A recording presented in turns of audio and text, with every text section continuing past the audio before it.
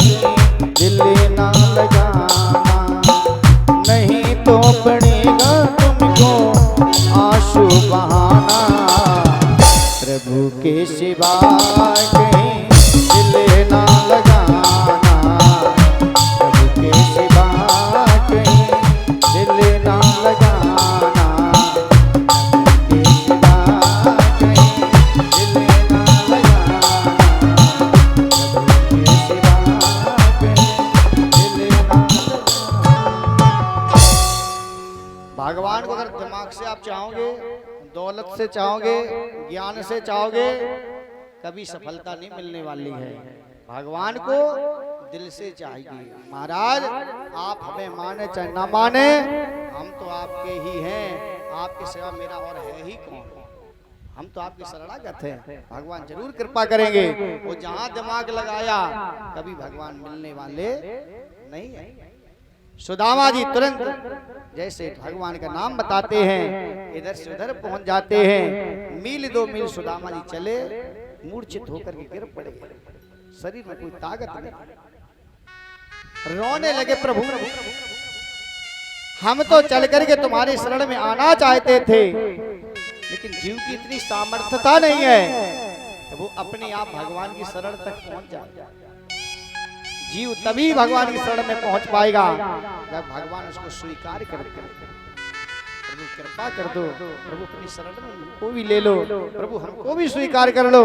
आज भगवान ने योग माया को आदेश दिया, योग माया हमारा बचपन का सखा हमसे मिलने के लिए आ रहा है, शरीर में कोई बल नहीं है, मूर्छित होकर गिर पड़ा, उसको तुरंत उठा करके लाइए। योग माया को जैसे आदेश दिया है, योग माया ने मूर्छित सुदामा जी को उठाया और द्वारका में पहुंचाया। सुदामा जी ने जैसे ही आंखें खोली, क्या देखा है, नया नया कहां पर आ गए। वहां के लोगों से पूछा, भैया ये कौन सी नगरी है? तो वहां के लोग बोले, बाबा जी ये, हाँ ये द्वारकापुरी 6। सुदामा जी बोले, हम जानने तो द्वारकापुरी 1 है, और ये कह रहे द्वारकापुरी 6। भैया द्वारकापुरी एक ही तो है।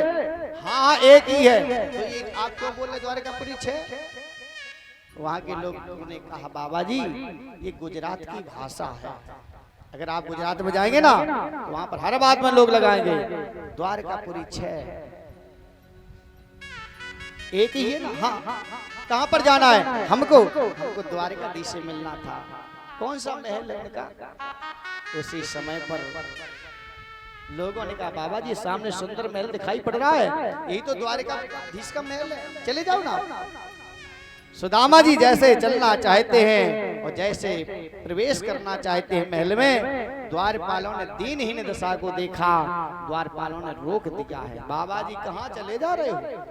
न तो तुमने पूछा, न कोई आज्ञा ली, तो कहाँ जा रहे हो? सुदामा जी ने कहा, भैया हम अपने बचपन के सखा से मिलने के लिए जा रहे हैं। कौन है तुम्हारा बचपन का सखा?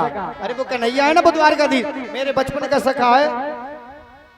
द्वारपाल बोले, बाबा जी इतनी झूठ ना बोलो, झूठ उतनी बोलिए जो चल जाए। कहाँ हमारे द्वारकाधीश और कहाँ आप दीनहीन दशा लिए घूम रहे हैं? क्यों झूठे बोल रहे हैं आप? वापस हो जाइए। आपको भोजन चाहिए वहां भोजन मिल रहा है, भोजन ले लो। वस्त्र चाहिए वहां वस्त्र मिल रहे हैं, वस्त्र ले लो। धन चाहिए, धन भी मिल जाएगा, वहां से ले लीजिए, वापस चले जाओ। झूठ क्यों बोल रहे हैं आप? सुदामा जी बैठ जाते हैं, रोना शुरू कर देते हैं। कन्हैया क्या तूने सारे के सारे नियम बदल दिए? तेरा नाम दीन बंधु था, कृपा सिंधु था, आज मेरे जैसे दीन को तुम्हारे दरवाजे से वापस कर दिया गया है। अगर तुम दीनों की नहीं पुकार को सुनेगा तो कन्हैया कौन दीन बंधु कहेगा? प्रभु क्या मुझे मिलना पसंद नहीं करोगे? क्या मुझको अपने पास नहीं बुलाओगे?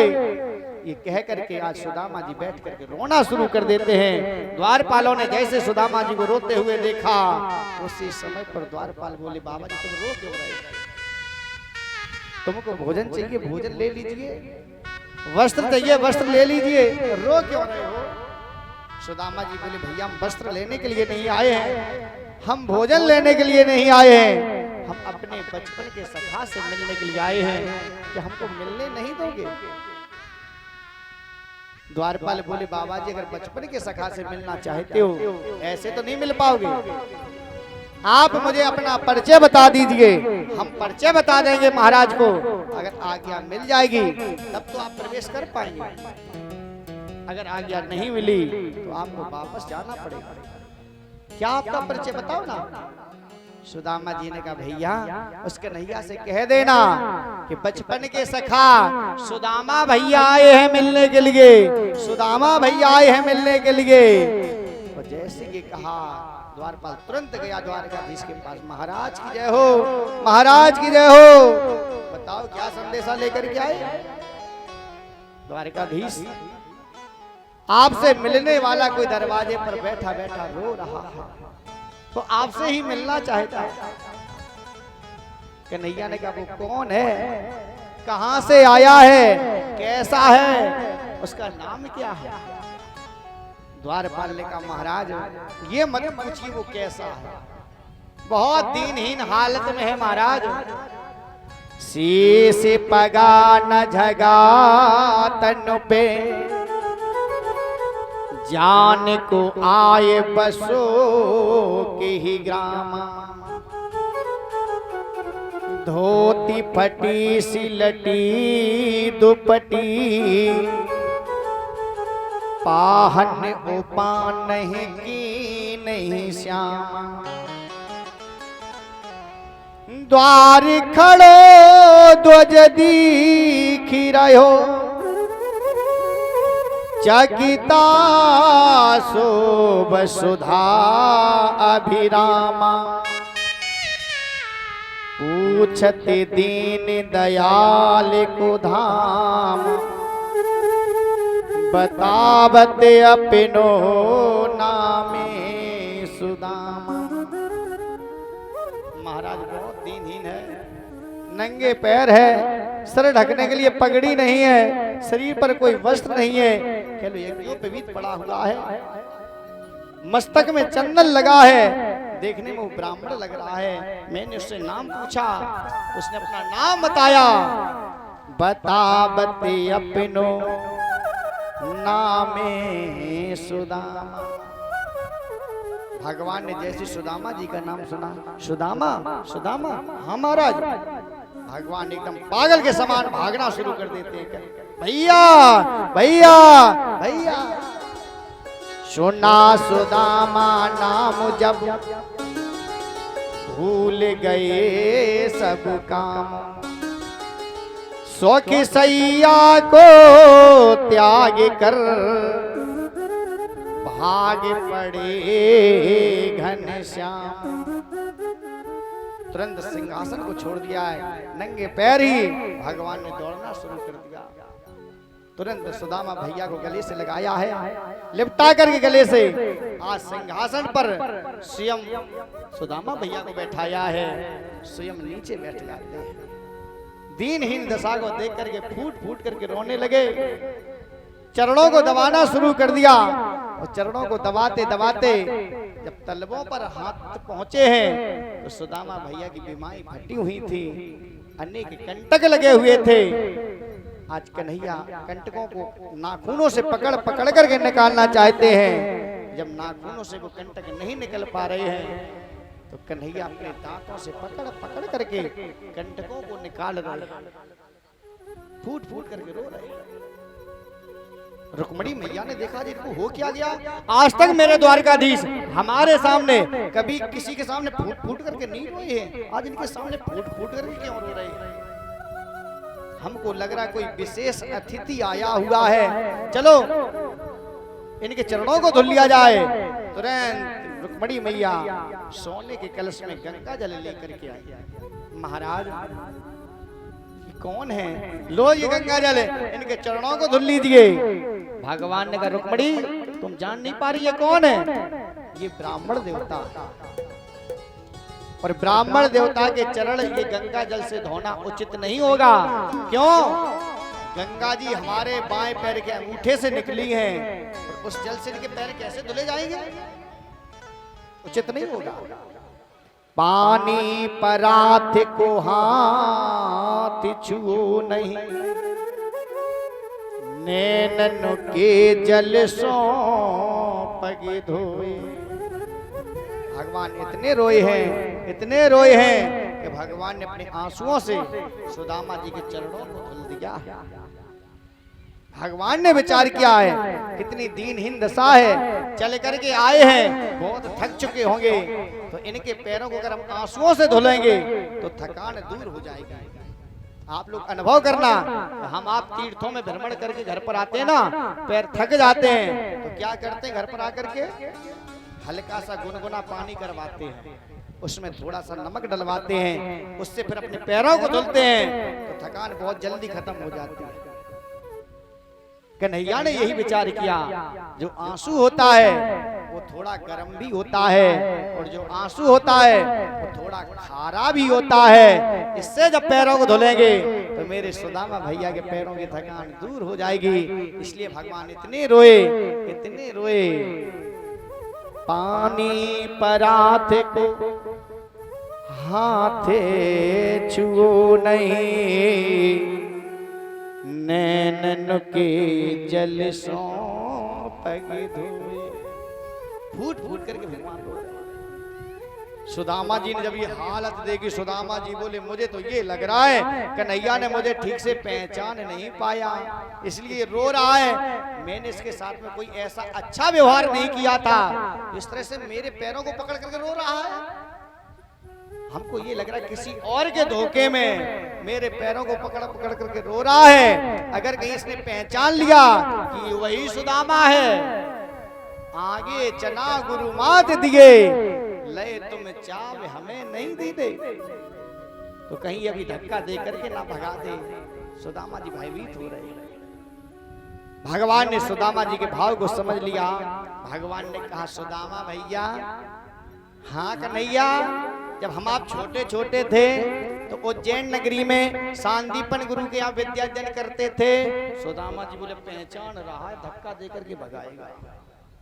सुदामा जी बोले हाँ भैया, एक दिन गुरु माता ने वो चना दिए थे ना, हम लोग चना को लेकर के जंगल में समझा लेने के लिए जा रहे थे। हल्की हल्की बरसात हुई थी, हल्की हल्की हवा चली थी। सुदामा जी बोले अब ये भगाएगा बेइज्जती के साथ। सुदामा जी बोले देखो फालतू की बातें बंद करो, रात गई बात गई, अब इन बातों में क्या रखा है, बंद करो कन्हैया जी बातें। कन्हैया ने बातों को बंद कर दिया। फिर कन्हैया ने कहा सुदामा भैया, हाँ कन्हैया, विवाह तो हो गया होगा। सुदामा जी बोले हाँ विवाह तो हो गया। भाभी कैसी है? भाभी बहुत अच्छी है। अच्छा तो भैया तुमने हमको बारात में भी नहीं बुलाया। सुदामा जी बोले फिर फालतू की बातें शुरू कर दी तूने। अरे हमारा तो एक विवाह हुआ था तो हम याद भूल गए होंगे, हमने तुमको नहीं बुला पाया बारात में। लेकिन कन्हैया तुम्हारे तो 16,108 विवाह हुए हैं, 2-4 बारात हमें करा देते तो हम मान लेते कि सुदामा भैया है। कन्हैया ने कहा भैया हमारे विवाह जरूर 16,108 हुए, लेकिन ये मेरा दुर्भाग्य है कि मुझे एक बार भी दूल्हा बनने का मौका नहीं मिला। ये मेरा दुर्भाग्य है कि एक भी विवाह में हम बारात लेकर के नहीं गए। ये मेरा दुर्भाग्य है कि हमारे मस्तक पर सेहरा नहीं लग पाया। वो लोग किस्मत वाले होते हैं जिनको जीवन में दूल्हा बनने का मौका मिलता है। अगर भगवान ने तुमको दूल्हा बनने का मौका दिया है उसका उपयोग करिए, दुरुपयोग मत करिए। क्यों? जब तक दूल्हा के मस्तक पर सेहरा होता है तब तक दूल्हा साक्षात नारायण का रूप होता है। और नारायण की पत्नी कोई दासी नहीं होती है, कोई नौकरानी नहीं होती है। नारायण की पत्नी तो साक्षात लक्ष्मी जी होती है। उसको लक्ष्मी मान करके आप रखिए। जब उसको आप लक्ष्मी मानेंगे तो लक्ष्मी के पति का नाम है नारायण। और जहाँ लक्ष्मी और नारायण रहते हैं समझ लेना वो घर घर नहीं होता है, वो साक्षात वैकुंठ होता है। और जिनके घर में वास्तव में पत्नी का पत्नी की जगह पर सम्मान है, पति का पति की जगह सम्मान है, सास का सास की जगह सम्मान है, बहू का बहू की जगह सम्मान है, आज भी वो घर जीते जाके स्वर्गमय है। ऐसा नहीं कि सब लोग बर्बाद हो चुके हैं। हर गांव में 2-4 घर इतने अच्छे होते हैं, इतने अच्छे होते हैं, उन घर में आप बैठ जाओ तो ये लगेगा साक्षात हम स्वर्ग में विराजमान हो गए। वो शांति रहती है, वो सफाई रहती है, वो स्वच्छता रहती है। हमारा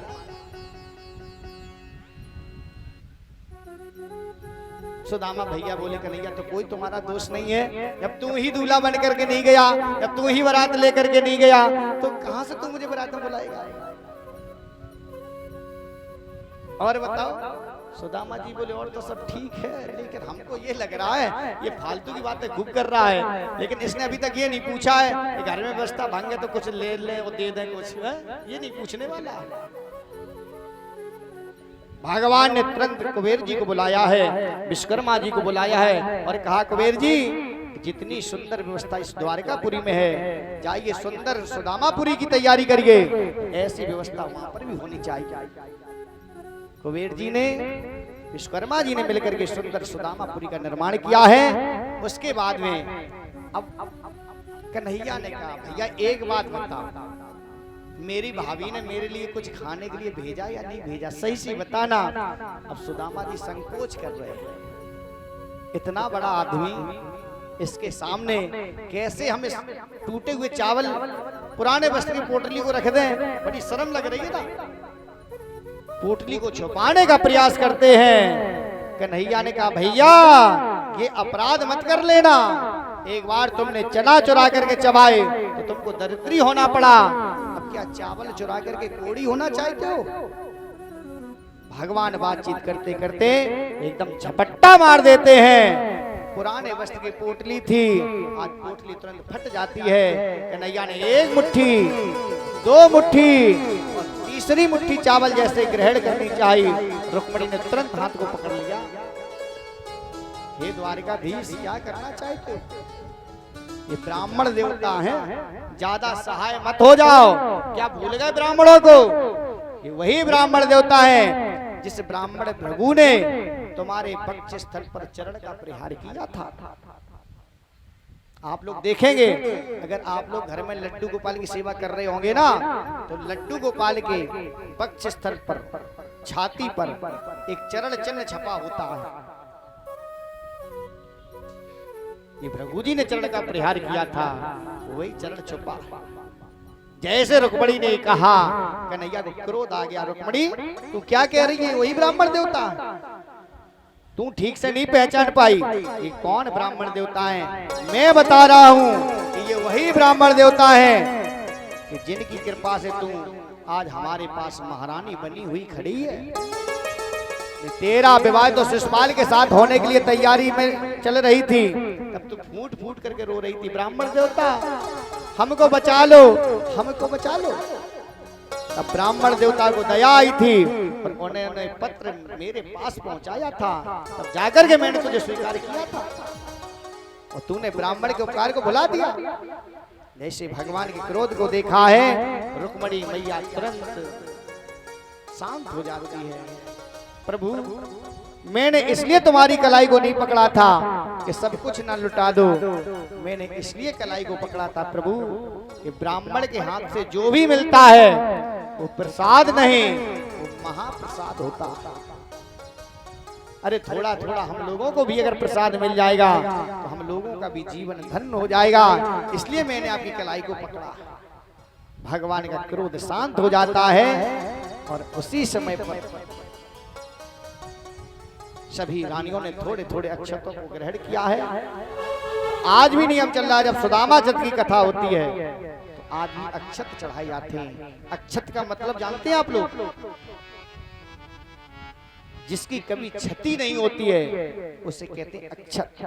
कभी भी किसी को तिलक करें तो अक्षत माने चावल जरूर लगाना चाहिए, उसकी कभी हानि नहीं होगी, उसकी दिनों दिन उन्नति होगी महाराज। इसलिए भगवान को अक्षत समर्पित करना चाहिए। जब भी पूजा पाठ करें, चाहे भोले बाबा की करें, चाहे किसी देवी देवता की करें, लेकिन तिलक चंदन बंधन लगाने के बाद अक्षत जरूर, चावल जरूर लगाने चाहिए, जिससे कभी घर में हानि नहीं हो, कभी क्षति ना हो। प्रभु की कृपा हमेशा हमेशा बनी रहे और आप लोगों पर हमेशा हमेशा बांके बिहारी कृपा बनी रहे। इसलिए आज कहने का तात्पर्य,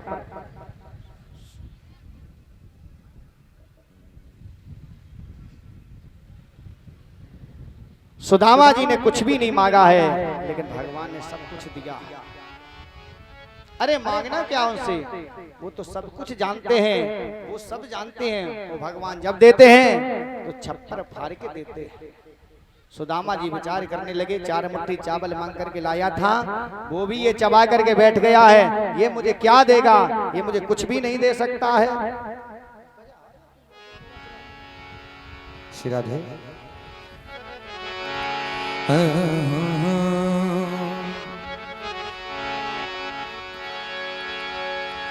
मोहन ने नाप के नौका के आकार,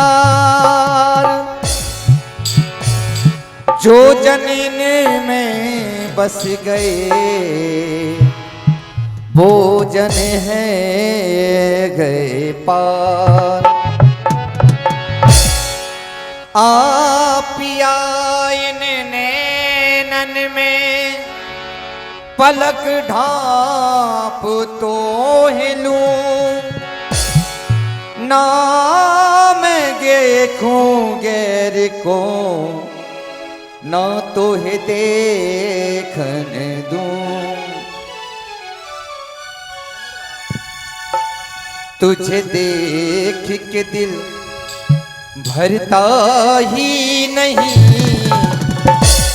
अब जाऊं कहाँ मैं सावरिया, अब जाऊं कहाँ मैं सावरिया।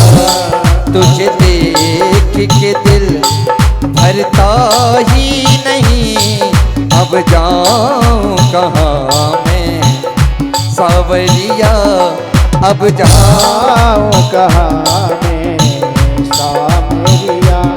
पिया छोड़ी गए दिल तोड़ी गए, पिया छोड़ी गए दिल तोड़ी गए। अब बन के फिरूं मैं बाबरिया, अब बन के फिरूं मैं बाबरिया। तुझे देख के दिल भरता ही नहीं, अब जाऊं कहाँ मैं सावरिया।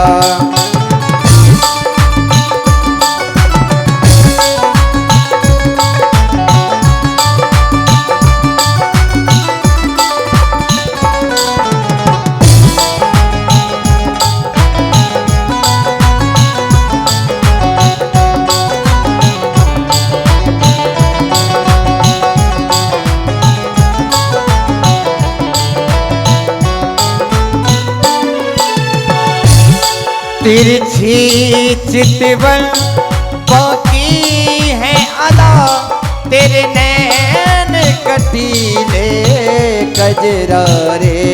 तिरछी चितवन बाकी है अदा, तेरे नैन कटीले कजरा रे। तिरछी चितवन बाकी है अदा, तेरे नैन कटीले कजरा रे। अब तेरे बिना जी लगता नहीं, अब तेरे बिना जी लगता नहीं। अब काहे सताए सावरिया, अब काहे सताए सावरिया। पिया छोड़ गए दिल तोड़ गए, पिया छोड़ गए दिल तोड़ गए। अब बन के फिरूं मैं बाबरिया, अब बन के फिरूं मैं बाबरिया। तुझे देख के दिल भरता ही नहीं, अब जाऊं कहाँ मैं सावरिया।